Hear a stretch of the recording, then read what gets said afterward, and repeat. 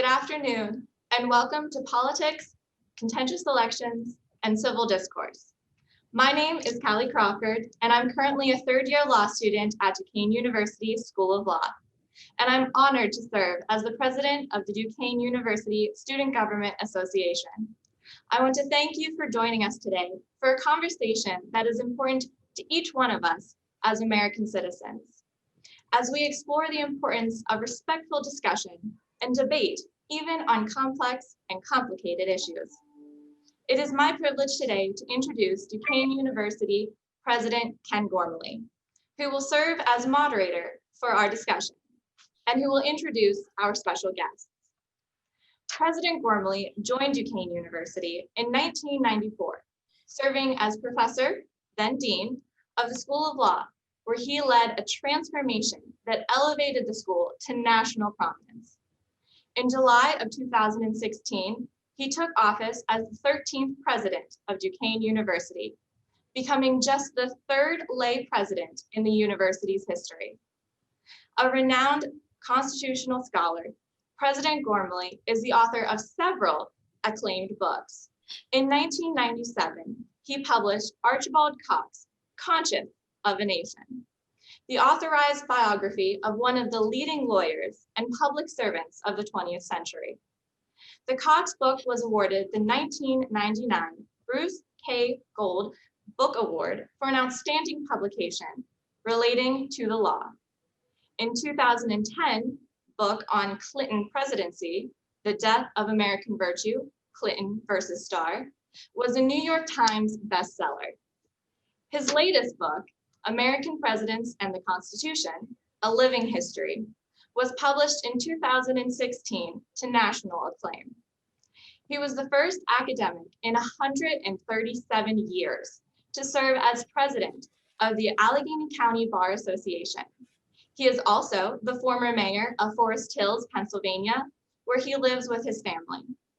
President Gormley earned his bachelor's degree from the University of Pittsburgh, graduating summa cum laude, and earned his law degree from Harvard Law School, before beginning his career as a lawyer, teacher, scholar, author, and academic leader.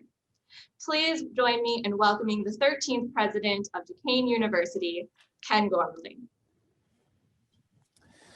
Thanks, Kallie, and thanks for your wonderful service as president of the Student Government Association. It's been a true model of leadership. Good afternoon to all of our viewers. It's my privilege to serve as the 13th president of Duquesne University, and we're thrilled to welcome so many of you here for this important discussion, which is presented in partnership with our fabulous Division of Student Life. This is the fourth installment in Duquesne's series about the importance of civil discourse in our society, an initiative that I promised to launch the day I was installed as president of this special university 4 years ago in the fall of 2016. Today, we're pleased to welcome nationally prominent figures who will discuss civil discourse as it relates to politics and contentious elections, a topic that could not be more timely. We're gathering today at a pivotal point in our nation's history, just 2 weeks before the 2020 presidential election. And this dialogue is relevant to each of us, but it's particularly relevant to you students. I know some of you are exercising your right to vote for the very first time. And this is an election fraught with more uncertainty and discord than ever before. So to begin our program, I'd like to share a special video from U.S. Senator Bob Casey, one of our 2 U.S. senators here in Pennsylvania. Senator Casey wanted to share some words about the importance of civil discourse at this moment in our nation's history to kick off our program. So let's begin with some brief remarks from Senator Casey. Good afternoon, I'm Senator Bob Casey. I'm pleased to be able to join you for this program on civil discourse at Duquesne University. I want to thank President Gormley.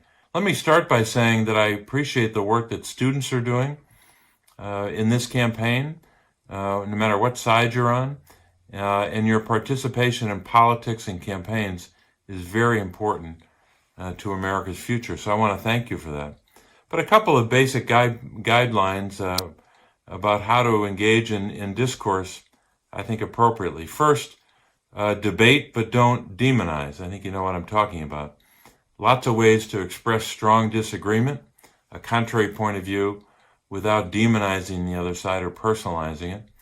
Second, I'd say to be honest about differences and to argue fiercely, but to do that in a fashion where you're not being categorical or making broad, sweeping, categorical judgments about the other person or about the other person's motives. And try not to denigrate someone personally. Sometimes that's difficult when someone is obnoxious as they make their point of view known, but try not to personalize things. I think you also have to try to, and I think Senator Toomey and I have done this, to try to find areas where you can work together. That's important in and of itself. I remember when I started in the Senate, Senator Specter said to me when I started, he said, we should try to work together where we can, and it's important for people to see us doing that. And at the time, I wasn't sure if that was just a kind of a broad statement that he always made in those situations. But the longer I'm in public office, and certainly in the Senate, the more I think he was right, that it's important for people to see you working together where you can. So we've tried to do that.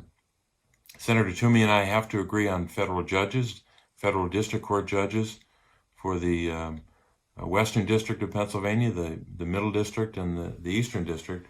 And the only way we can have someone on the bench that we choose and we try to advance is to persuade the other side that they should vote and sign the so-called blue slip, the blue piece of paper that means that a judge can advance or a nominee can advance for consideration by the White House and ultimately the Senate Judiciary Committee and the Senate itself.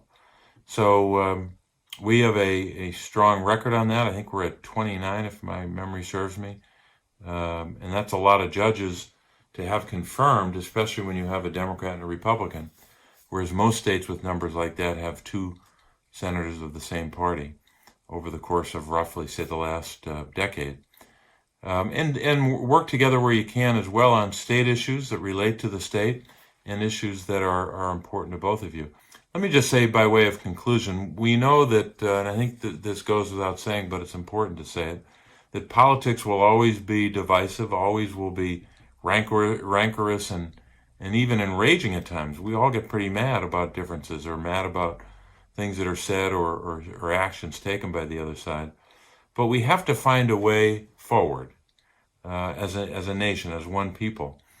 We're in not just a great country, it's the greatest country in the world. And one of the reasons, one of many reasons, but one of the reasons is over time people figure out a way to move forward, even in government. And we're all striving at long last for the same thing, or at least we should be striving for the same thing, the same outcome, which is, among others, striving for a, quote, more perfect union, as our Constitution's preamble sets forth. And I think we should remember Lincoln's words, so many important admonitions and suggestions for how to conduct ourselves in government. But maybe one of the best was when he urged us in those important moments just before a civil war to quote, appeal to the better angels of our nature. And that's a good words to live by, especially at this time when we're so divided, not only in our politics, but maybe especially there.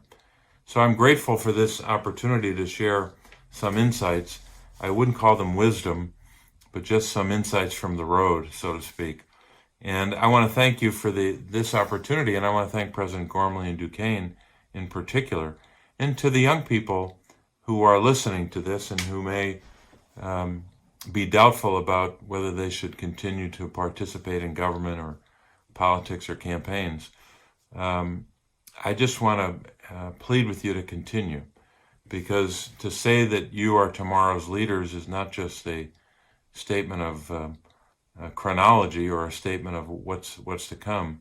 It's a statement of our confidence in you to build a stronger and a better country. So thanks for this opportunity, and grateful to be with you, and hope to see you in person soon. God bless. Our other U.S. Senator, Pat Toomey, sent along a message that he asked me to read to you this afternoon, and he writes, greetings and sorry I couldn't join you today. I'm pleased to be part of this special event on civil discourse being held at Duquesne University. Thank you to President Gormley for hosting this event and for sharing my remarks. The issue of civil discourse is worth reflecting on, especially for tomorrow's leaders like yourselves. In the climate of today's political discourse, it is vitally important to remember that we can disagree with one another without being disagreeable. While functionally we have only two major political parties, the spectrum of views within those parties is broad and diverse. Our founders envisioned every American being free to have his or her own beliefs and the ability to express them freely. It is the responsibility of each of us to ensure that vision is achieved. There's nothing wrong with challenging each other's views. In fact, the challenge can foster clarity of thought and expression. It is also healthy to stress test one's own positions. A constructive conversation is more likely when we challenge each other on ideas with civility. Civility requires mutual respect and the avoidance of impugning other people's motives. I hope you all find this event informative and constructive. I thank you again for inviting me to participate. More importantly, thanks to each of you for taking a leadership role in advancing the idea of civil discourse. Those are great words to lead us off today. And I have to say, I'm proud that we have two U.S. senators of different political parties who model the behavior of civil and respectful discourse in their own roles in the nation's capital. That is the model we should be striving for as a country, and it sets the appropriate tone for our discussion today. So now it's my distinct pleasure to introduce today's panelists. First, we're honored to welcome the Honorable Tom Ridge, 43rd Governor of Pennsylvania, who was named the first Secretary of the United States Department of Homeland Security in 2003 by President George W. Bush. Governor Ridge is a Western Pennsylvania native, born just up the river in Munhall. He served in the infantry during the time of the Vietnam conflict, earning the Bronze Star for Valor, the Combat Infantry Badge, and the Vietnamese Cross of Gallantry. After serving in Congress for 6 terms as a Republican member, he was twice elected governor of Pennsylvania, and in that role helped fuel the state's advance in economic development, education, healthcare, and environmental issues. And then immediately after 9/11, President Bush established the Department of Homeland Security and chose Tom Ridge to lead it. He fulfilled that role with courage, steadfastness, and integrity.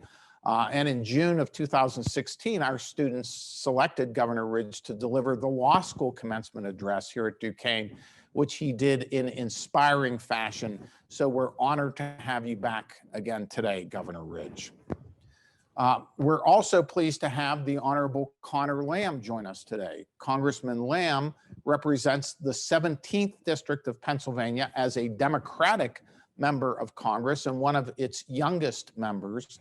He previously served as Assistant U.S. Attorney in the Justice Department's Pittsburgh office, where he prosecuted violent crimes and drug trafficking and helped establish that office as a true national leader in the fight against the heroin epidemic. Congressman Lamb served in active duty in the U.S. Marine Corps from 2009 to 2013 and continues to serve as a major in the U.S. Marine Corps Reserves. Congressman Lamb comes from a long and storied political background. His grandfather, Thomas Lamb, was a highly respected state senator in Pennsylvania who helped establish, among other things, the community college system in this state. And his uncle, Michael Lamb, is city controller of Pittsburgh, and I should note, a graduate of Duquesne Law School. So good taste in the family for academic institutions, Conor. Congressman Lamb is native of Pittsburgh's Mount Lebanon neighborhood, where he resides with his wife, Haley Haldeman. I actually grew up with Haley's mom in Swissville, and I've known her since she was born. So Conor married into a fabulous family. Thanks for joining us, Congressman Lamb. It's wonderful to have you. And then from the eastern side of Pennsylvania, we welcome Liz Preate Havey, chair of the Montgomery County, Pennsylvania Republican Committee and secretary of the Republican Party of Pennsylvania. Chairwoman Preate Havey is a partner with the Philadelphia law firm Dilworth Paxson, specializing in public and project finance matters. She's also a regular panelist on 6ABC's Inside Story, a weekly TV roundtable focusing on issues facing Philadelphia, New Jersey, and Delaware. Liz's father, we were talking about this before, Ernie Preate, formerly served as the Republican Attorney General of Pennsylvania. So she too has politics in her blood. Welcome to you, Liz. We're so happy to have you. And then finally, bridging time zones by Zoom today, we're privileged to welcome the Honorable Sylvester Turner, who is mayor of Houston, Texas, and he'll be joining us shortly after a meeting. A lifelong Houstonian and a Democrat, he is serving his second term as mayor, having previously served as a member of the Texas House of Representatives for 27 years. As mayor, Sylvester Turner has overseen Houston's tenacious rebound from Hurricane Harvey and championed historic pension reform. His priorities include a complete communities initiative seeking to revitalize Houston's underserved neighborhoods and the Higher Houston Youth Program, which provides job and internship opportunities for thousands of young people each year. In the wake of the tragic death of former Houston resident George Floyd, Mayor Turner appointed a police reform task force, which just weeks ago released numerous recommendations to improve relationships between police officers and the communities they serve in that city. On a personal note, Mayor Turner was one of my classmates at Harvard Law School, so I've been privileged to know him and count him among my friends for 40 years. I know neither of us looks that old. And speaking of Duquesne commencements, Mayor Turner gave the College of Arts commencement address 2 years ago and rocked the Palumbo Center, earning a standing ovation. So we're ready for him to inspire us again. So we're so happy to have Mayor Turner. As we begin this discussion, I would like to remind all of you students who are live streaming to be sure to send your questions to our panelists via the Zoom chat. We're going to collect those questions throughout the session. And we also have our student representatives, Kallie Crawford and Sarah Zember, standing by to pose some questions they received from fellow students in advance of this program. We're going to cover as many questions as possible following the discussion. So we're going to now begin the conversation, and I'll begin with a question for Governor Ridge. So listening to the eloquent words of Senators Casey and Toomey, Governor Ridge, it really struck me we are so lucky to have two U.S. senators of different parties who collaborate so well. As you know, that is not at all necessarily common across the country. As a practical matter, how do people from opposite sides of the political aisle successfully engage in civil political dialogue? How have you tried to accomplish that throughout your long political career? First of all, let me thank you for the invitation. Tell you what a pleasure it is to be on the panel with such distinguished guests. Excuse me. Most importantly are the guests that who dialed in to this presentation. And I just want to tip my hat to them and remind them, and I suspect my panelists will agree, that politics and government is about tomorrow. Those you choose on November 3rd will have impact on your many tomorrows. And by virtue of the calendar, I'm willing to predict that just about everybody joining this session today have more tomorrows than I do, just given looking at the calendar. So the fact is, I would think theoretically you have even more invested in the future of government, in the future of civil discourse, and in the future of government than those of us of my age. So I tip your hat for your interest and your curiosity, and say one thing: I don't care how you're registered, vote, vote, vote. It's not a privilege, ladies and gentlemen. In my judgment, it's a responsibility. Now to your question. You know, you're not born a Republican or Democrat, you're born an American. And through whatever circumstances and experiences you begin, if you're interested in government and politics, to lean one way or the other with a particular mindset, a particular philosophy, a particular thought about governance. And I'm reminded when people get so contentious and start questioning each other's motives and questioning each other's judgment, whether or not if you had a dispute with your neighbor next door about the tree over your property or a property line or a dog that barks too much, if you would yell over the fence or you would knock on the door and sit down and try to resolve those differences in an amicable fashion. We're getting further and further away from it. So if our leaders take us further away, social media, which I don't view as very accountable, takes us away. And so the best possible example I can give to you, and I'm sure we're going to get into this even further, involve two deceased Supreme Court justices, Antonio Scalia and Ruth Bader Ginsburg. You may or might not know this, but you probably know that they were 180 degrees apart philosophically. I'm not sure on major issues that they ever agreed about anything because they brought that mindset to those disagreements. You may know that, but you probably don't know that they had mutual respect for the rigor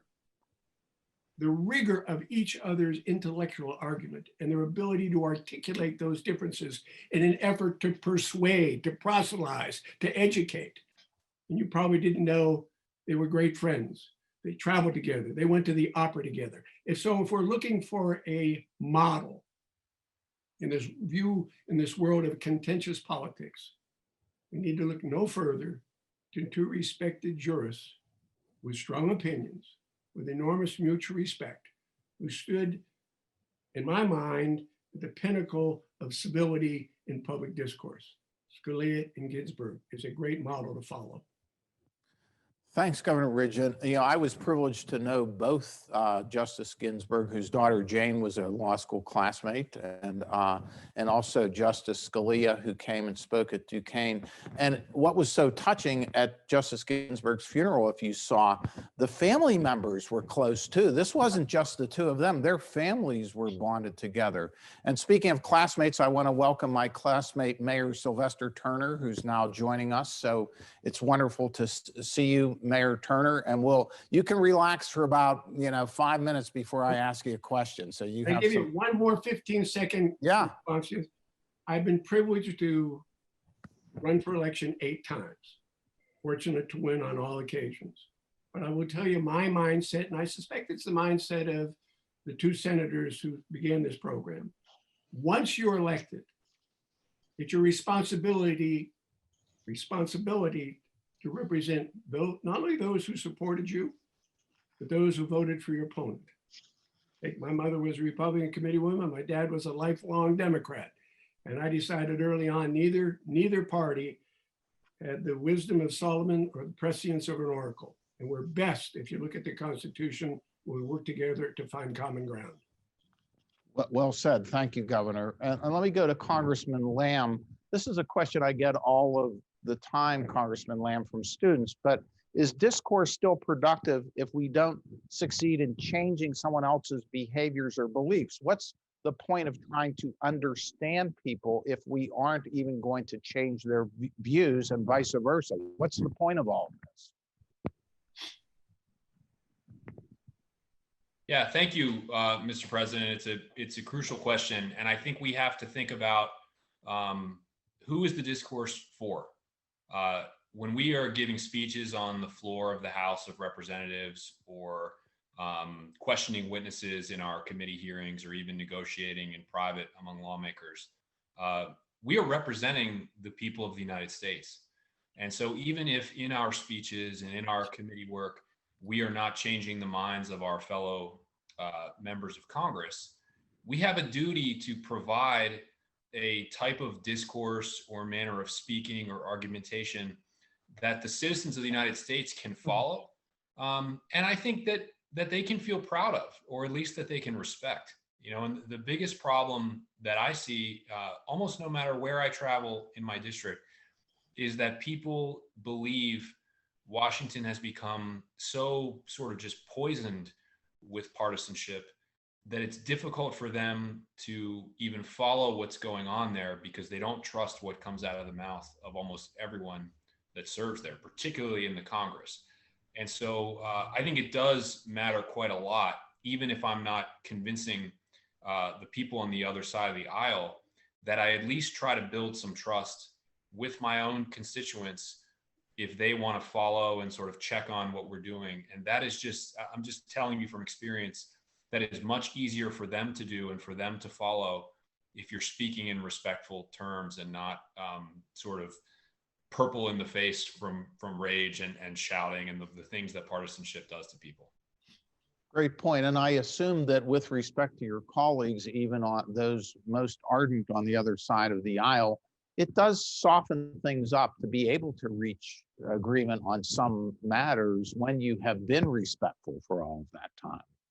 It really does. And I continue to believe that in each interaction, you're laying the groundwork for what's to come. So just quick example, and I won't take up too much time, but you know, there's a gentleman on the Veterans Committee where I serve who's a Republican, and there have been plenty of times we have voted differently on an issue or debated it back and forth. But we did work together on one bill that had to do with STEM job training for veterans. And when President Trump signed it, he invited the Republican to the White House, but not me, even though we had introduced and led the bill together, which was common in this administration. But that Republican went out of his way to mention me in front of President Trump and the media. And he even snagged one of those pens that President Trump used to sign the bill to give me as a keepsake, just kind of respecting the work we had done together and understanding. And that was, to me, just a really significant moment of, you know, it's worth the effort. Yeah, that says it all. It's a great story. Chairwoman Preate Havey, do you worry that voters become too focused on these partisan talking points rather than policies, that the things that really affect people? And I ask you that because you do have a background in television journalism. How do we get past all these sound bites, which just seem to be proliferating more and more, and get back to substance? Well, I think this has been a problem for decades, but certainly now more than ever with the use of technology, iPhones, everything comes in sound bites.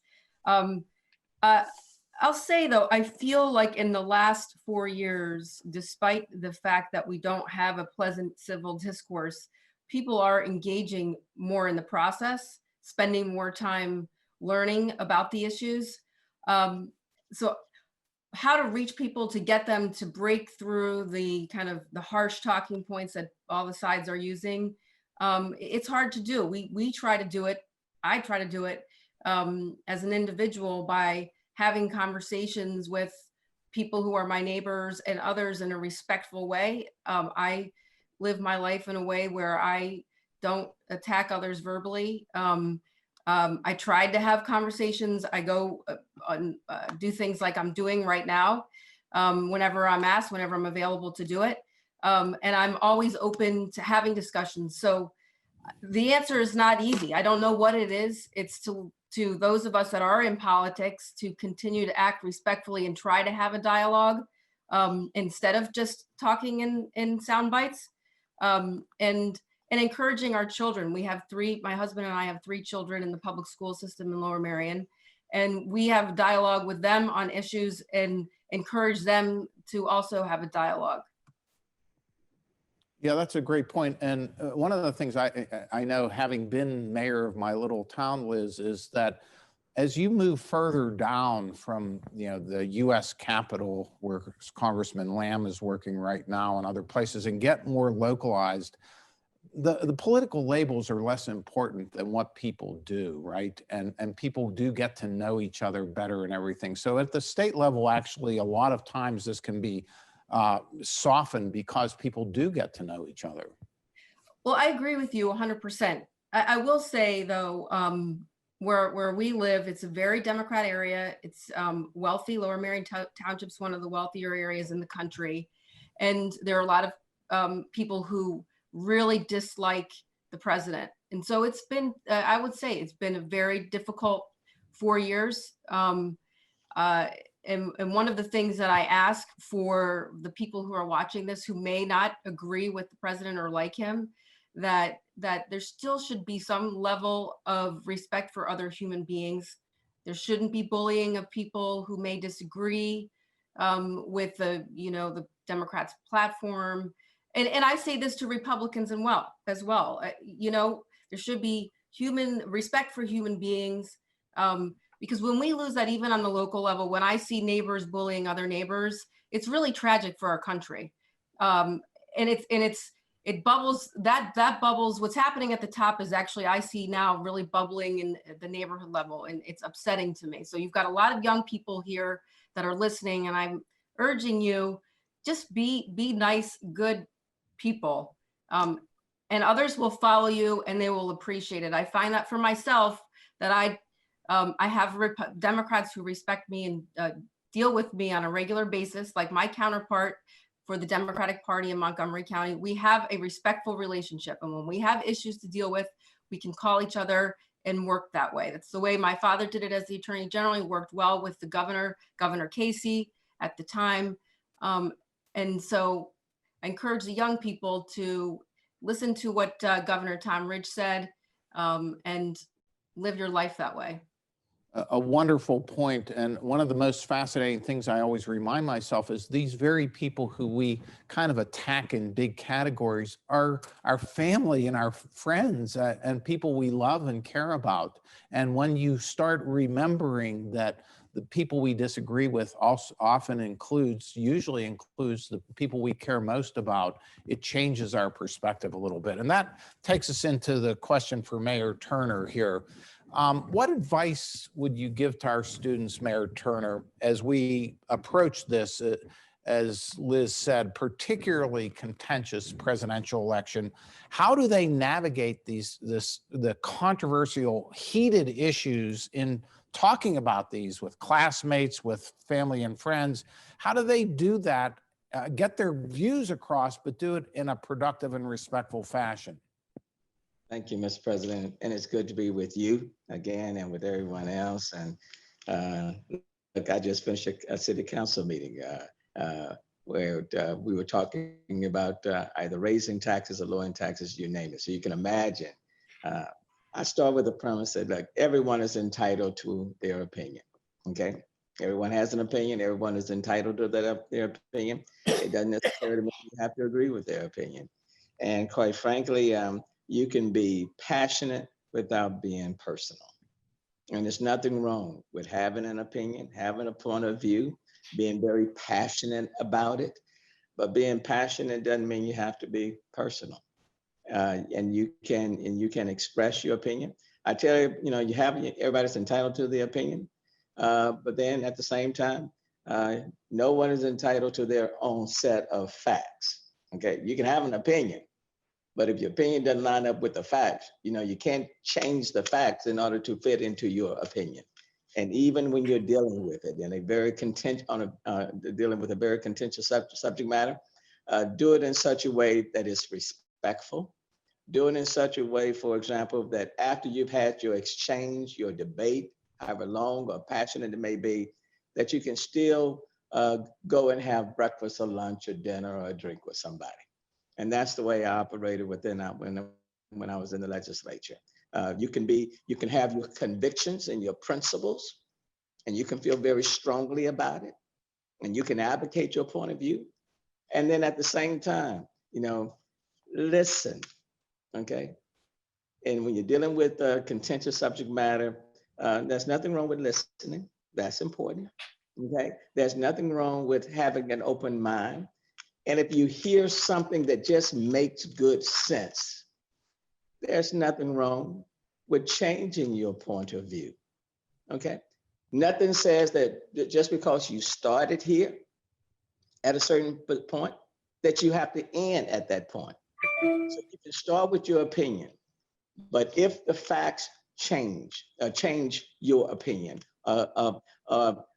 reflect that where you started, you were wrong. There's nothing wrong with changing, but being respectful, having an open mind, listening, and understanding that we all come from a particular frame of reference, okay?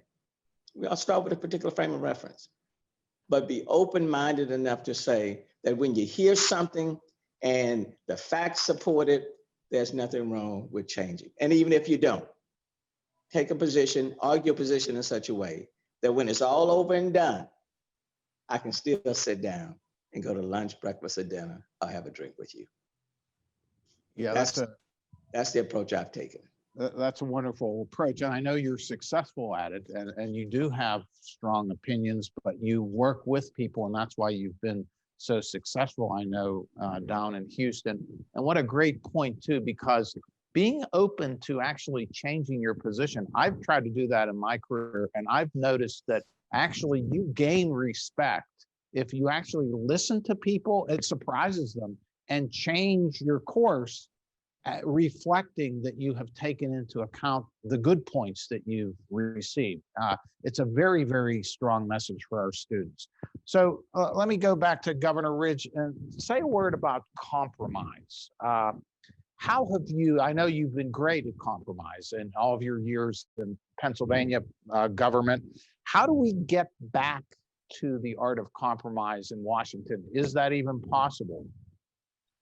Well, I think when you ask the question, is it even possible today, reflects what some consider to be the tendency right now for both parties to be moving toward the extreme and unwilling to accept differences of opinion, even within their own philosophical framework. I don't know, a couple of the speakers previously mentioned that. And I think the way you get back to compromise is remind yourself, one, that the very basis of government upon which we are enabled and entitled to debate these issues was in itself a compromise, where personal, economic, religious, and geographic differences were put aside as they looked for common ground. So let's start with the notion that this is a system of government, in my judgment, that can only succeed if we're willing to, as everyone has said,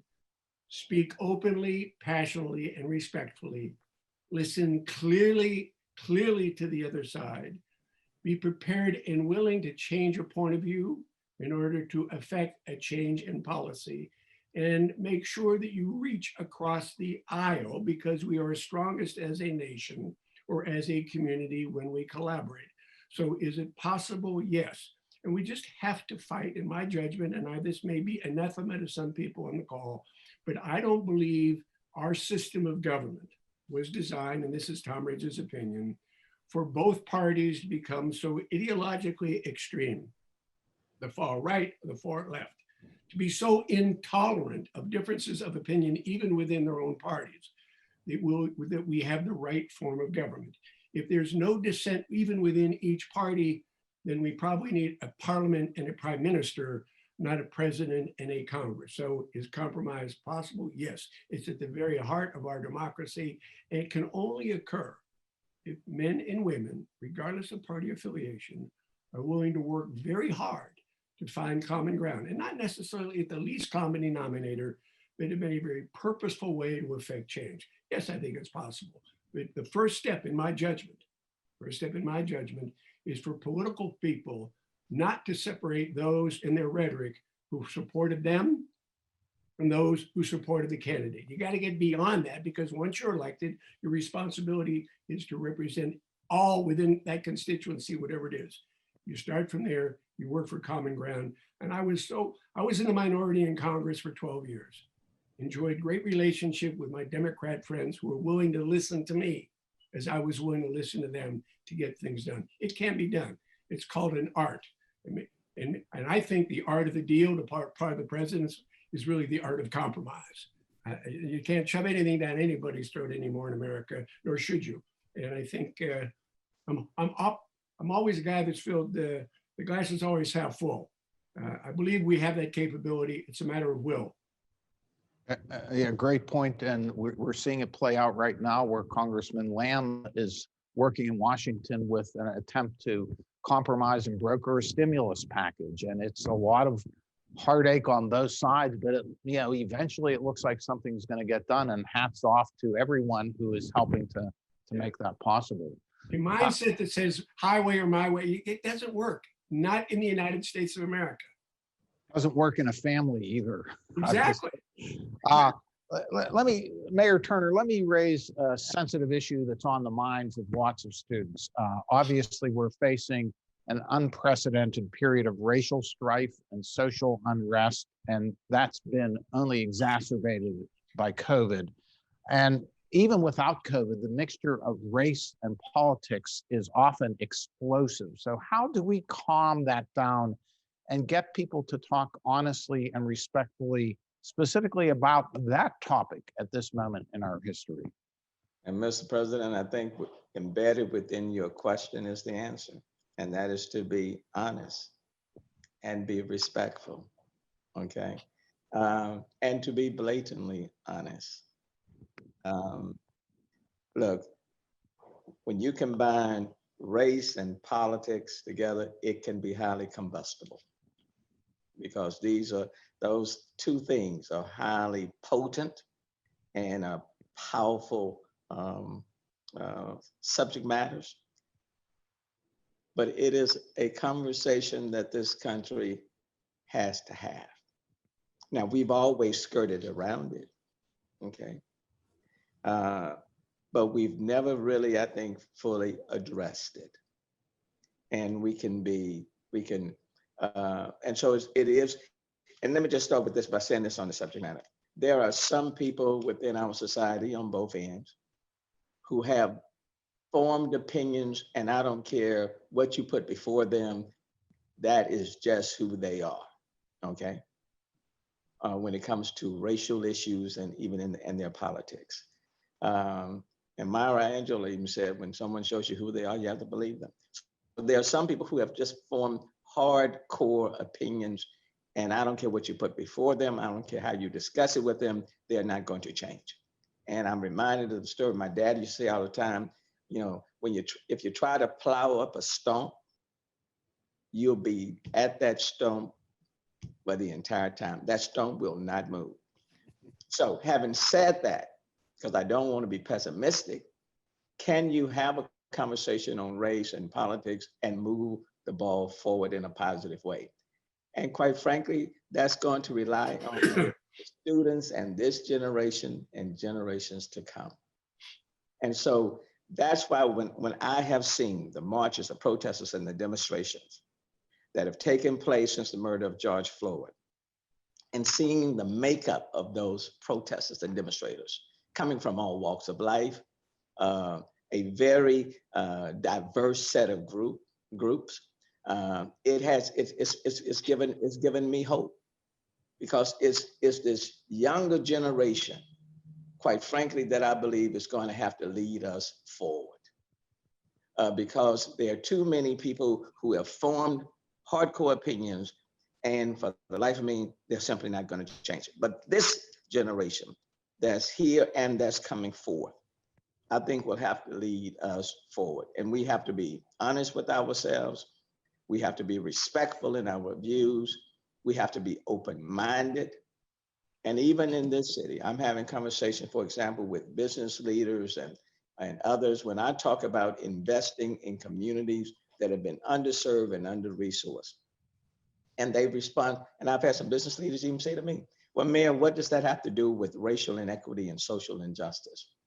And what I have said to them, when people have been living in communities that have been underserved and under-resourced for decades, when it comes to housing, parks and green space, economic business job opportunities, quality neighborhood schools, the list goes on and on. You have to understand where they are coming from. And I've reminded them, for example, when I came through, and President Gormley, you and I went to law school together, but when I came through, I was bused 18 miles one way, 36 miles a day. They closed my elementary and junior high school in my neighborhood. And the school district sold that to the cemetery in order for my neighborhood not to grow. So that those Black kids did not have to, that the numbers didn't grow and would be a part of their school district. Those are realities that we cannot ignore. So we have to have some very open, honest conversations, but done in a very respectful manner. And quite frankly, I believe it's going to take this generation and generations to come to really move us forward. in a major significant way. And I agree with you. As you know, I've tried to work on civil rights and equality issues since the beginning of my career after we got out of law school. And I'm seeing it this moment and this generation is when we're going to have significant change. I really do believe that.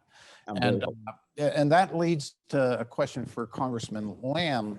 Do you worry that all of the incivility that we see and the harsh rhetoric are driving young people away from politics and political service today? You are one of the youngest members of Congress today, and we're very proud of that. What caused you to get into politics, and how do we get other young people like the students here at Duquesne and all the other universities participating? How do we get them engaged as they're engulfed in all of this negative stuff? Yeah, thank you. I mean, from my own story, I was very, very frustrated, like anyone was, watching kind of through the 2000s, early 2010s, when we started having a lot of government shutdowns and things like that. I was stationed in Japan in the Marine Corps during one of the shutdowns. And right before it, we started being told that the Department of Defense really needed to save money to make it through the shutdowns. And so one morning, I was prosecuting a trial at the time, prosecuting a rape case. And I came into the office in Japan, and all of the printers in our office had been changed to printing double-sided with like that poor draft quality ink that you use when your inkjets are running out. And somebody at the Pentagon had done that. I didn't even know that they could program our printers halfway around the world, but they were so concerned about pinching pennies to get through the shutdown. Here I am in the middle of the trial trying to print documents. I just couldn't believe that America, like the greatest power in the world that is capable of stationing troops all over the world, was saving money on inkjets. But it was simply for the failure of Congress. And so for me, it was things like that. And it wasn't so much about how distasteful the incivility is. It is a problem. It's the way that preserves gridlock and means that we don't get anything done. And I think young people feel a sense of urgency about the problems that we have. You know, for me, it had a lot to do with the opioid epidemic and the heroin cases that I was prosecuting, frustration about not being aggressive enough on that. But from a lot of the young people I talked to, it has to do with climate change, it has to do with gun safety. And they're very impatient about Congress's failure to act in a significant way on these issues. And so I think what we all need to continue to do is remind ourselves that as frustrating as politics can be, and as much as we don't always live up to the ideals of our founding documents, that these institutions we have, you know, the House and the Senate, and the presidency and the governorship, they are the way that we make change. You know, Governor Ridge said it earlier, in the United States of America, this is it. And, you know, Mr. President, that I had the honor of serving a couple of years with John Lewis in the House of Representatives. And what I always come back to is, if a guy like that, who suffered and protested peacefully for years and years and years, literally had his head beaten in on the bridge in Selma, if a guy like that thought that these institutions that we have were worth serving in and worth devoting your life to and worth trying to make change within, the challenges that I face and that many of us face pale in comparison to that. And I think it's a powerful example that we can renew our faith in democracy and in government for another generation. That's a great point, Congressman Lamb. And you know, thinking of John Lewis, it does make me think that you do have to have strength of character to weather some of this. And so, Chairwoman Preate Havey, you've been in a political family your whole life, really. What are some of the ways you have found to cope with the hurt that is caused by uncivil discourse and hurtful words that may have been aimed at you? How do we apply those kinds of coping mechanisms and prepare to steady ourselves even when we're trying to do the right thing and other people continue to try to make life difficult for us? You're muted, Liz.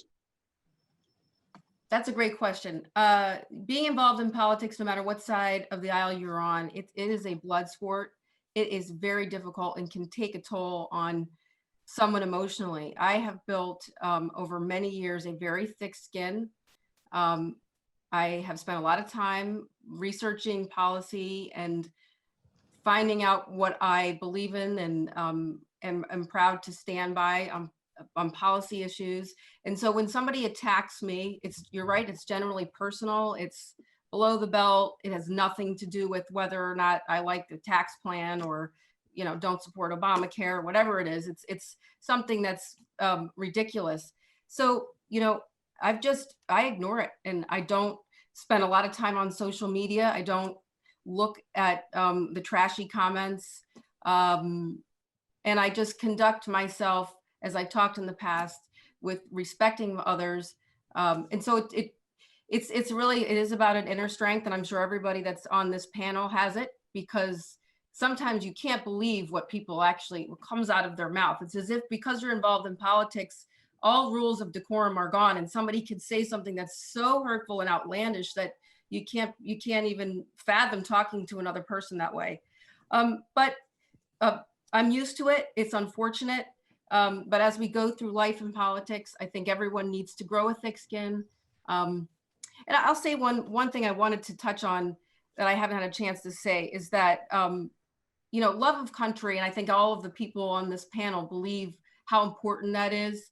I represent the National Constitution Center, and the board is made up of mostly Democrats, some Republicans, but the president now is Supreme Court Justice Gorsuch, and he talked about his concern about the civility in this country, the lack thereof, but felt that the number one thing that we need to all agree on is love of country. And that's based in the Constitution as well. So, if you don't know what the Constitution says, take some time to review it, and don't fall into the what I believe the mainstream media is pushing now is sort of how awful this country is or has been. It's a wonderful country. It's flawed. We have a flawed history, and all of us should be trying to make it a better place. Yeah, very, very good words to live by, Liz. So we appreciate that. I want to go now to some of the questions from our students, because I know there's a lot building up. We're getting questions coming in through the chat here, but we also have, we invited students to submit questions in advance. So we're going to go with Kallie first. And Kallie, why don't you ask a question you can pick one of the panelists. Thank you, President Gormley. This first question is for Congressman Lamb. Nick, a second-year student at the School of Law, would like to ask, what does the future of mail-in voting look like? And what are some of the hurdles to improve it for the 2022 and 2024 elections, specifically in an increasingly paperless world? And along those same lines, another student, Anne, a senior early education major, also asks, do you believe that states will permanently change the way we vote after this year based on the lessons we have learned through this pandemic? Great questions. Although we are in an increasingly paperless world, even before the pandemic came along, the trend and the great desire out there was to have more paper involved in our elections. I mean, that was like the big issue throughout 2019 is how are we going to have a paper trail for 2020? Because people have become increasingly concerned about just having voting machines, which could theoretically be hacked or interfered with, especially by foreign power, or maybe they could reach the databases connected with those machines. So the paper trail was thought to be a pretty good idea, and mail-in voting provides the ultimate paper trail. The broader question of how we're going to change it is going to play out, state by state. We really do administer most of our elections at the state level. And Pennsylvania just changed its law actually before the pandemic to allow this mail-in voting and sort of a variety of early voting as a way of just giving people more access to the ballot box and a way of honoring their constitutional right to vote. And so that's a permanent change in our law. I believe it'll stay on the books for quite some time. And at least here in Pennsylvania, the biggest change will probably be, I hope that we get more efficient and better at doing it. And that this is something we're doing for the very first time now. So you've probably seen headlines about some people getting the wrong ballot or some people's ballots taking too long to get to them. It's difficult to do anything for the first time, especially something that may reach as high as 3 million mail-in ballots in our state. So we're going to get better at that. We're going to figure out what machines sort it and all that kind of thing. Hopefully we can get to the point like other states where we start processing these ballots before election day. That's not a change we've made in our law yet, but I hope we do in the future. What was the last part of the question? Sorry, the second question you asked me was. I think it was how things might change permanently after the pandemic. Yeah, right. So I think that is the biggest thing, is at getting more efficient at using this process in a timely way that everyone can trust. And then the last thing I'll say is the attacks on the reliability of the Postal Service were, in my view, completely unjustified. I know these people. It's one of the largest employers of veterans in our country. They do their job very well. And I think it'll take us a few years to sort of restore people's faith in the Postal Service and their ability to do this job in a quick and timely manner. But those attacks were effective in the fact that a lot of people have become nervous now about using the mail. So hopefully we can fix that part of it too. Yeah, and I'm one of the people, Congressman, who's still waiting for a ballot after about 2 weeks. But the good news is there are multiple ways you can make sure you can vote, and that's the good news, even if something goes haywire in terms of the mail system. Right. So now we have a question from Sarah. So nice to see you today, Sarah. Can you tell everyone what year are you and what school are you in? Yes, my name is Sarah Zember. I'm a marketing major here at Duquesne University, and I'm also a junior. So the first question we have is for Chairwoman Preate Havey. Jessica Smith from the Multi College of Liberal Arts asks, what role do you think social media has played in eroding fact and civil discourse, and how do you see it being resolved, if at all? Well, certainly social media has, I think, been a significant problem for civil discourse. People will say whatever they want behind their screen that they wouldn't normally say in person. So I have a really big problem with social media. And I have a lot of discussions with our 3 boys about being careful on it and not using it and not spending a lot of time reading it and believing it. I'm also alarmed by the social media making decisions about what they believe should, people should read about and not or not be allowed to have on their platforms. I don't like what's happening with the New York Post article that Facebook and Twitter are blocking that information from coming out. So I don't think there's a great answer. I don't think the system in Europe is a good one, but we need to keep talking about it. I think we need to educate kids in college and below about the dangers of social media, about bullying on social media. And parents should be encouraged to talk to their children and to limit their use of social media. But it's a really tough problem, and I don't like it. Again, the insults that have been hurled at me. I had a Democrat leader say to me the other day when we were talking about issues with mail-in ballots. Some of the stuff that he reads that has been posted, it's just about me, my family, my father, my sister is unbelievable. So I choose not to read it. Always a good practice in my view, just push it aside. Kallie, you're up. Thank you, President Gormley. Our next question is for Governor Ridge. Samantha, a 4th-year student at the School of Law, asks this. Many people in the United States feel that neither party truly represents them. We still see protesters in the streets fighting for that representation. Dr. Martin Luther King Jr. wrote in a letter from Birmingham jail, I must confess that I am not afraid of the word tension. I have earnestly opposed violent tension, but there is a type of constructive, nonviolent tension, which is necessary for growth. Specifically, Samantha asks, how would you respond to this statement? Is there a place for tension in civil discourse to make sure everyone has a seat at the table? Sometimes I think it's important for us to listen and heed the words of those who've gone before, because although they may have been uttered decades before, have relevance to us today. I embrace the notion that democracy works best when there's tension. It's intellectual tension. It's about ideas to take an imperfect country and make it a little bit more perfect. Whenever we aspire as a country every day, I'd like to think, and as individuals, to get better. But lately, because of with a lot of factors, we haven't made much progress in that regard.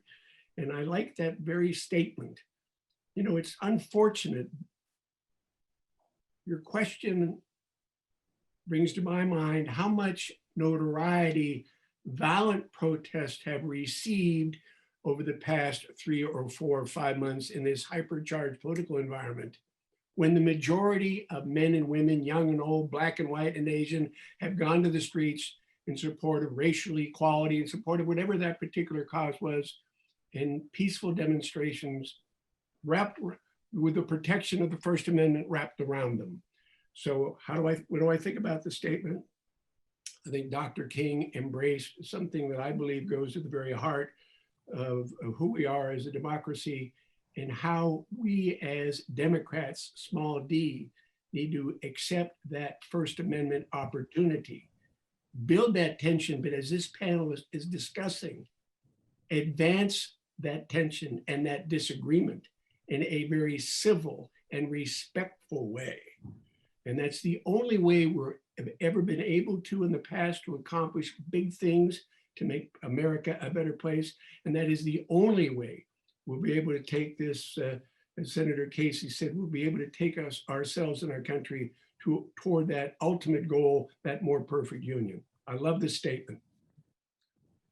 Beautiful. Wonderful question. Sarah, you're up. Thank you. The next question is for Mayor Turner. Student Timothy Rush asks, in recent months, it's become increasingly popular to take positions that either determine our democracy or alienate our fellow Americans. Everything from declaring rival parties to be terrorists to declaring that an election is fraudulent if their chosen candidate does not win. In the spirit of civility and democracy, how do we handle these positions that are seemingly becoming part of our mainstream political discourse? I think we have to be very, very careful that we, as we advance our own points of view, that we don't destroy our institutions. In so doing so, when we do that, we're on very dangerous ground. And it's going back to what we said earlier. I mean, you can be very passionate in your position. You can be highly principled in your position. But when you seek to undermine the institutions, that is when we are all on shaky grounds. We used to say all the time, you know, you may disagree with the person, but you always respect the office. I think that's still true. And people can have whatever views they choose to hold, but you cannot work to destroy the institutions that hold us together. Governor Rich was just talking about the tension question. Former Congressman John Lewis would call that good trouble. Good trouble. And quite frankly, in our democracy, we've always had tension. From the Boston Tea Party, for people at the very beginning, that's tension, okay? We've always had people who have marched, demonstrated, and protest, exercising their First Amendment rights. There's nothing wrong with that. We've had civil rights leaders, for example, who sat down at lunch counters against when it was white and blacks separated, blacks who couldn't drink from the same water fountain as whites. And people have gone against that. So there's always been those tensions.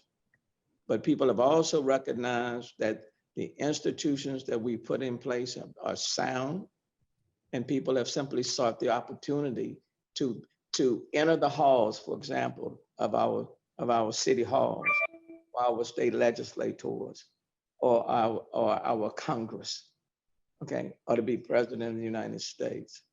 I think what has happened is that when we reduce our level of conversation to personal attacks and undermining these institutions is when we have when we have trouble. Because if people no longer believe in the fundamentals of our democracy, then people will do whatever they think they need to do to advance their particular point of view. And that's dangerous. And I think that's why I'm very concerned with where things are today. I'm going to interject there, Mayor, before we get to the next question, because I think this is an important little theme. So I want to ask both Governor Ridge and Mayor Turner, but the other panelists can jump in if you'd like. So Governor Ridge, you're talking about this notion of tension, and Mayor Turner's talking about the importance of stability institutions and the danger of bad trouble, as John Lewis may have called it. So what does the morning after this upcoming presidential election look like? On November 4th.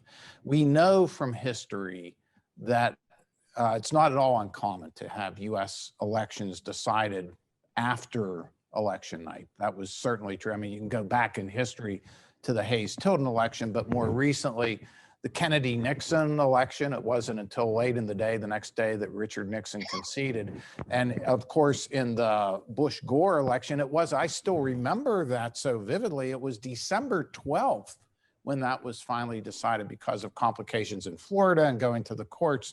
So how are we going to deal with this as a nation? How should we deal with it? And I think it's important for students to think about if the results of the election aren't immediately known. So it's a jump ball. Well, let me just share a couple of thoughts with you, and I'm very anxious and really pleased to have the opportunity to participate with the mayor's eloquent statement preceding this is seared in my mind. We are about tension. It is good trouble. But there could be bad trouble brewing if America is impatient on November 4th, and if there is not a clear-cut winner on the night of November 3rd. And given the fact that we're in the midst of the pandemic, in the midst of unprecedented numbers of absentee ballots being cast, and the unlikelihood that millions of ballots will remain uncounted until 3 or 4 days subsequent to November 3rd, the likelihood of civil unrest is something that is worthy of us talking about now publicly and rejecting universally. We have to have peace. We have to make certain that every vote is counted and be patient. And I think it's very unlikely, because I don't see, I personally see Vice President Biden probably winning the popular vote. But this is an election that's down to 6 or 7 states. And these 6 or 7 states, there'll be unprecedented numbers of absentee ballots. And the notion that somehow not knowing on the night of November 3rd may be inconsistent with what we expect. But November 3rd is only the last day to vote, not necessarily the date that we need as Americans to know who's taking the oath of office on January 20th. So there are a lot of people concerned that people on either side or organizations on either side may not be willing to be patient until every vote is counted. So I am prayerful and hopeful that will allow America's voices to be heard long after November 3rd. At this point in time, I'm also privately working with a group of people who are concerned that that may not be the mindset of a certain minority in this country, and we have to be prepared for it. Ironically, it would put added burden on our police if there's this chaotic, very unpeaceful civil unrest a day or two afterwards. So I'm a little concerned about it, but we need to remember November 3rd is the last day to vote. There's nothing in the Constitution that says we need to know who the president-elect is the night we go to bed. Peace, patience, and make sure every vote is counted. That's the America that we need to embrace. And that's the day after we need to embrace. And if I can just add to that, I've been a part of many elections, many of that I won, and there were some that I didn't win. And the scoreboard was very, very close. And when I fell short, and I may have thought I've fell short for many different reasons, okay? You know, but in the end, I made the call and congratulated the winner and said, I look forward to working with you. And did I hate losing? Yes. Did sometimes I question how that loss occurred? Yes. But I also reminded myself that this city or this state of this country is greater than me, the person. And I live to fight another day. Okay. And being mayor today was not my attempt. This was attempt number 3. And now I'm mayor. But when people start ahead of votes being calculated, start saying that the system is rigged, or start undermining the institutions, then you are already setting in motion dynamics that, regardless of what takes place, will serve no useful, positive purpose. And leadership matters. Leadership matters whether you win or whether you lose. Leadership matters because we all have followers. We all have followers. So right now, mayors across this country are taking steps to plan to make sure that everything will be peaceful in our respective cities, based on all of what has been said leading up to November the 3rd. And this is happening in the United States of America. In the United States of America, where we've always valued having a peaceful transition, no matter how emotional, no matter how principled people may be, no matter how close. We have always said in our country, it would be a peaceful transition. So yes, you know, I am concerned, but you know, my hope is that regardless of what takes place on November the 3rd, or 3 days after, or a week after, whenever it may be, that we will recognize that the country is greater than any person, okay? And we don't lose sight of that. And we will be true to who we are as Americans. Because in this day and time, that is what is needed more so than anything else. And it's greater than any one person or persons. Otherwise, we all lose. And we'll pay a very high price. Absolutely. Chairwoman Preate Havey or Congressman Lamb, any thoughts on that one? I want you to get to as many questions as you can, Mr. President. So I don't know that I need to follow that up at all. That was very well said. Agree. Okay, Kallie, it's yours. Thank you, President Gormley. Our next question is again for Governor Ridge. Tia, a graduate student in the Higher Education Administration program, would like to ask, do you think it's time that presidential candidates are tested for mental capacity or mental stability regarding their views on racism and their overall EQ? I think the ultimate test is great, and the test is the campaign, and the ultimate teacher, the public generally, and the ultimate grade is extended during the election. I presume embedded in that question is some kind of mandatory test proffered by whomever. I find it disagreeable in every respect. This is an election, as many elections are, about an incumbent. 2016 were 2 non-incumbents. This is an incumbent, and I've been incumbent 6 out of my 8 elections. And when an incumbent is involved, ultimately that is the test. That is the test of a lot of things about that incumbent.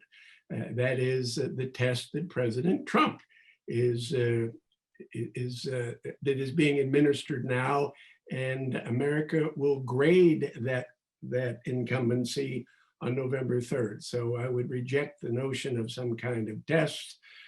If that was embedded, some kind of formal test, I think the test that we take on all candidates, be they local, state, or federal, that comes during the course of the campaign, and it's graded on election day.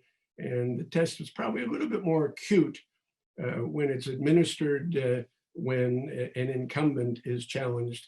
And we'll get the results of that exam probably not on the night of November 3rd. It's a pandemic. There are millions and millions of more people who are going to vote absentee, and we're probably not equipped to count them for several days. So that has always been the test, and that's the one I think we all should embrace. And I very much appreciate the mayor's very thoughtful comments. There is no one in this country bigger than the country, and there is no one should be so impatient that you can't let America's voices to be heard. And there is no one prior to an election who's had the audacity to predict the outcome. Wonderful. Sarah, you'll have the last student question, then I have a couple of concluding questions for the panelists, but why don't you go ahead with your last question? Thank you. For Congressman Lamb, high school senior Kyle Chavette asks, I'm only 4 days too young to vote for the presidential election. Although I'm interested in politics, many of my friends are not, since they are too young to participate. What would you say to other young people that are maybe not as involved in these discussions as they should be? The first thing I would say is that if you think about the most sort of patriotic, civic-minded, generous, brave, virtuous people that you've ever met, almost all of them are people that vote. And so I can't really make an argument to you that you should care about voting as a young person because your specific vote is going to decide an election or get you some policy that you really want. There are many close elections, including the first one that I ever ran in was extremely close. So votes do matter in that sense, but I can't really convince you that from pure self-interest that you have to go out there and vote. But what I am very confident in saying is that there's a lot to be proud of in this country that we call home, and we are extremely lucky to be here. And the people who I really admire and have come to know and think of as heroes are people who do think way, way beyond themselves about the good of the overall community. And that's what makes them vote. Because even though each one of us as individuals can't decide a specific outcome, we as a group can make sure that the democracy lives another day, you know, and that the outcome that is had at the end of the day somehow reflects the will of the people and not the tyranny of some small organized group, which is what our founding fathers were trying to push back on. And being part of that is a pretty special thing. And it is something that a lot of people have died for, very literally, both in war, in civil rights protests, and so on. And so I hope that you'll think about it. The big thing that I hear from a lot of young people is not so much unwillingness to vote out of self-interest. It's that they feel like maybe they don't know enough and that politicians are not clear enough about what the issues are and where they stand. Those things are fixable. And I'll just sort of end by saying, you don't have to have a PhD to be able to vote. You can really tell a lot about the character of people based on how they campaign and what their career and history has been. And if you pay attention, even just a little bit, you probably have enough to exercise the constitutional right that so many people have fought for. Well, and thank you, Sarah and Kallie, for doing such a great job. You know, I still teach my course in Presidents and the Constitution with Dr. Kristen Coopey for undergrads here at Duquesne.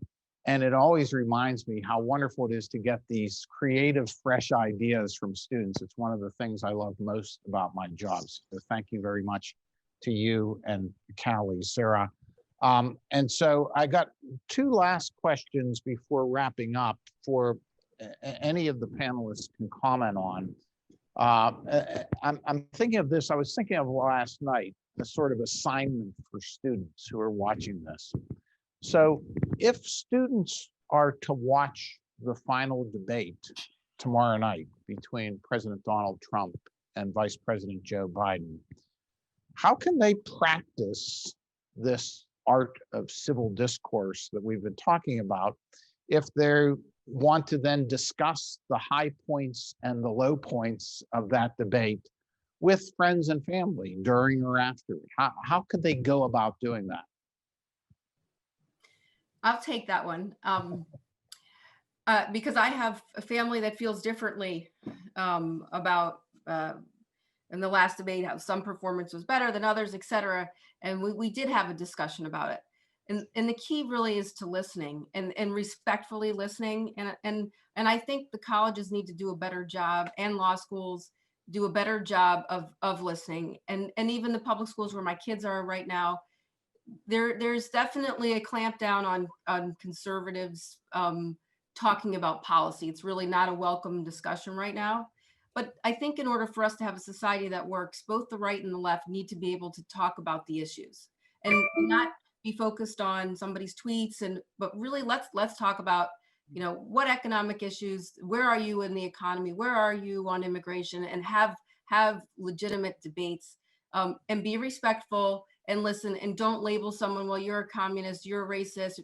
No. Let's actually have a conversation about what it is that you believe is the right thing for healthcare, for example. So when you watch the debate, take away the anger, the upsetment, whatever it is. If one of the candidates saying something that's burning up, just remove that and just drill down to the policy issue that's being discussed, and have a discussion with your family about why you believe one way or the other on the policy. A great way to look at it, and thinking of doing this with your family. I think a corollary to that, Liz, is no throwing things at the TV while you're watching the debate. Any other comments? Yeah, don't you think it's also impossible? It's important to see which of the candidates conducts himself civil. We spent an hour and a half talking about civility. I think it's important to see which candidate is civil in interacting with the moderator, civil in terms of interacting with his opponent. I think civility speaks a great measure about people's character as well. It's not the defining element within character, but I think so many of this on this panel, and even the students, you can infer from their questions, it's important to have civility, as Liz has pointed out, within your own family, and then in the neighborhood, and then expect it from your leaders. So I think one of the elements you're going to have to take a look at is how civil the candidates are to one another and to the moderator. Any other? Okay. Let me ask you, because the notion of character that Governor Ridge just mentioned, it made me think all of you are known for that. That's why I asked each of you to be in this discussion today. And we're really honored to have all of you. But then I started thinking, is there a special role when it comes to this notion of character that religious faith-based institutions like Duquesne, and there are many others, can play in shaping students and graduates to be that next generation of leaders that Senator Casey was talking about, and Senator Toomey, to really take this civil discourse seriously and help bring that sense of respect toward the views of others into society more broadly? Is there a special role for religious faith-based institutions? If I can just start, Mr. President, I think it's important for faith-based community and others to remind us who seek to be leaders of the importance of how we behave and what we say.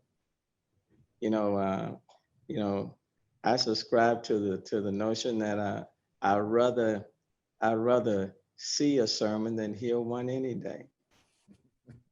Okay, you can say a whole lot, but if your behavior is contradictory or the antithesis of what you're saying, then what have you said? Okay, so I'd rather see that sermon. If you believe that people ought to be respected, that God has no respect of person, then your policies and your actions ought to bear fruit to that. And we've always said you can know the tree by the fruit it bears. Okay, so if you say you love everyone, then your policies, your actions, your words ought to reflect that. Okay, all of the things that upon which the faith-based institutions stand on, those principles, they shouldn't change simply because of what the outcome or what people may say that what they're going to do. Shouldn't turn just on an appointment or anything else. Because our young folk mirror what they see. And as leaders, we are called on to act and behave and speak, mindful of the fact that there are those who are listening and watching us. So I think the faith-based institutions, churches, synagogues, mosques, you name it, I think they have a huge role in just checking people's behavior. Because if you disregard what people say and what people do, then what is that saying about the institutions themselves? Because there will come a point that people will just tune off and no longer listen. And again, our faith-based institutions, what we believe, what we stand for, are greater than any one person. So it's not just people who run for office, to me, that are being looked at and evaluated and assessed. It's those who enable, or those who check, and those who point out, no, this is not who we are. And silence breeds consent. Okay. So it's not just the people on the ballot that's important in this election or in any election. It's all of us. And we cannot afford just to be spectators in the stands, watching the gladiators perform. Beautifully said. And it makes me think too, that when you go back in the history of this country, most of all of the original colleges and universities were faith-based, right? Because there was a marriage between the basic principles and educating young people. Other thoughts? Mr. President, I think I would just like to add, specific to the Catholic tradition, you see often in the media a lot that Catholics are sort of swing voters, and at least in the presidential elections, a lot of times both candidates compete for the Catholic vote because it's somewhat evenly split, or at least up for grabs each time. And I think that's because, and our Bishop Zubik here in Pittsburgh has been pointing this out recently, along with several priests, simply put, the views of the two political parties do not match up perfectly with the views of the Catholic Church. Neither one does. Both sort of have some areas that they emphasize a little bit better than others.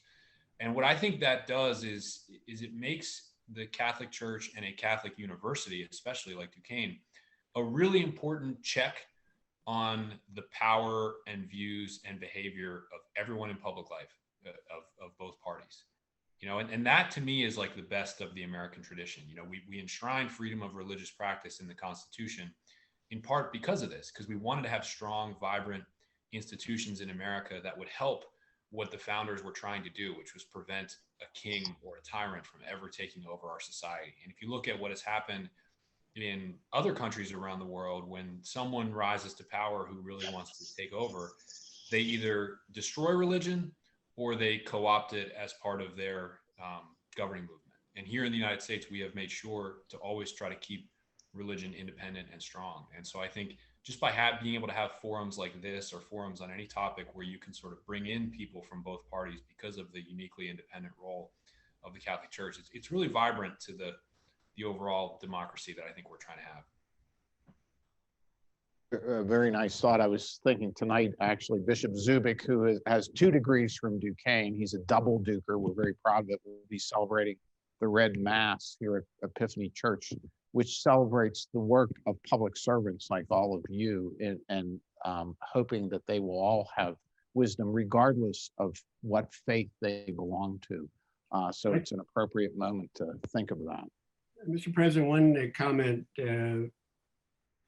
I just admire the words of the mayor so much, and it reminded me that the Constitution in the same amendment protects both speech and religion. Mm-hmm. And I guess particularly with a faith-based college university, that the embrace of both, I think, is critically important, because it is where that value system is part of the educational process.